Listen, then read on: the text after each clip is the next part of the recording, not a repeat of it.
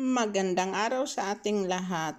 Magluluto ako ng assorted cold buffet. Ito, nagpakulo ako ng tubig sa kawali at nilagyan ko ng asin. Ngayon, idagdag ko na or ilagay ko na yung aking baby broccoli sa aking pinakulo na tubig at ito ay lutuin lang natin ng half cook.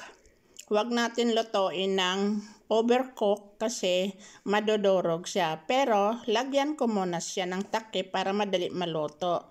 So tingnan niyo guys, half cook na yan. Matigas pa yung kanyang tangkay. Kaya ayan, tinitingnan ko kung okay na. Ang ganda ng kulay niya, 'di ba? Yan ang maganda, nakaka-attract sa mata yung kulay na hindi iba, green na green. Yan ang gusto ko, green na green. So ngayon, kunin muna natin sa mainit na tubig at ilagay sa pinakamalamig na tubig. Pwede yan lagyan ng ice muna para yung kanyang kulay ay hindi mag-iba, hindi mag-dark green pa rin. Yung very fresh na pagka-green. So, pabayaan ko muna yan dyan sa malamig na tubig ng mga 15 minutes at babalikan natin kung okay na. At ngayon, naghanda na ako ng aking serving plate. So, aayusin ko na yung aking broccoli. Of course, drain ko yung broccoli ko na yan matagal na para walang tubig. So, tingnan ninyo, di ba green na green? So, inaayos ko na. Dalawa ang paghawak ko kasi baka maputol gawa ng malambot na siya. But still is hindi yung lata. Di ba? So, ang ganda na niya tingnan, green na green. Yan ang gusto ko sa pagluto ng gulay sa mga green vegetables. At ayan guys, mayroon na akong smoke na fish that is kabilod.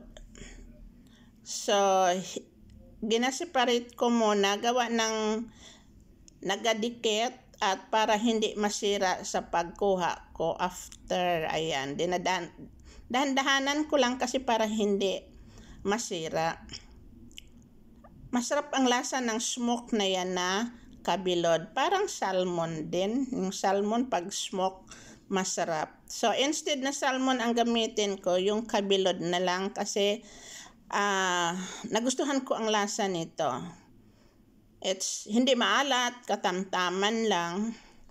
Ngayon, mayroon naman akong hipon. Yung binili kong hipon ay yung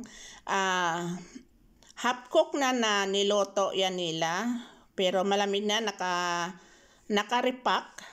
So, kasi iyon, pag niloto natin, nag-aalat. So, mas maganda na huwag natin lutuin kung ginagawa natin cold buffet. Kasi mas masarap yung hindi na luto. Kasi niloto na yan doon sa kanyang pinanggalingan. Nung nabili ko ay red na siya.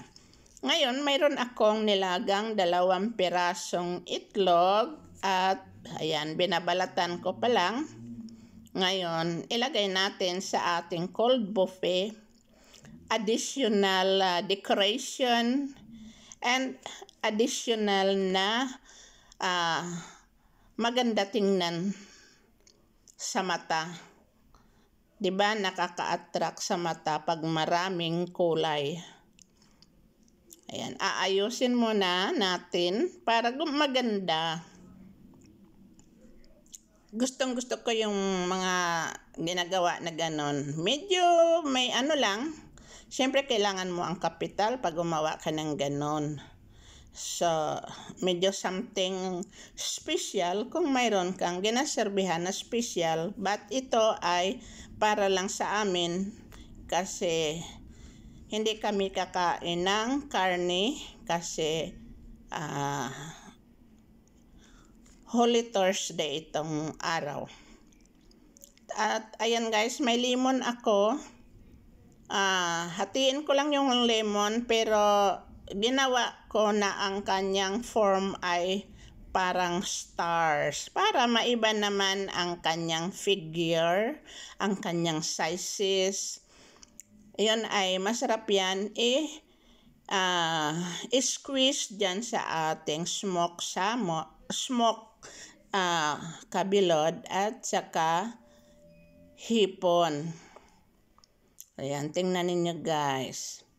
Medyo mahirap lang tingin ng kanyang mahirap gawin kasi kailangan parehas. Hindi ko pa nakuha yung kanyang seeds. So ngayon kukunin ko ang kanyang seeds. Kasi pag squeeze natin, mahuhulog sa ating kinakain. Kaya kailangan kunin, 'di ba? Ayun na. May sobra pa akong hipon.